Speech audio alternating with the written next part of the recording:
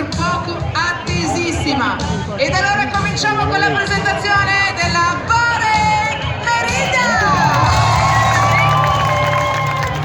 Primo a firmare Vincenzo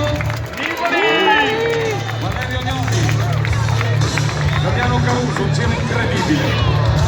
Enrica Boli dalla Slovenia, poi Antonio Nibali, Andrea Garozzi, un primo giro bellissimo per questo corridore.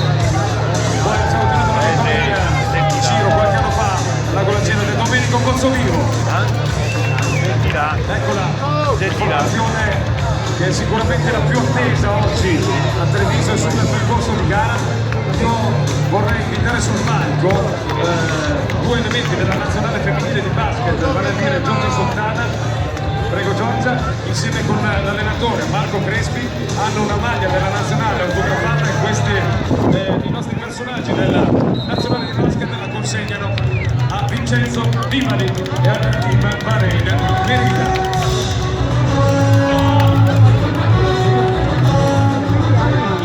Ecco il momento della consegna, Vincenzo Nibali riceve direttamente da Giorgia Sottana, atleta di casa, la guardia del Fenerbahce, formazione a turno insieme con l'allenatore della nazionale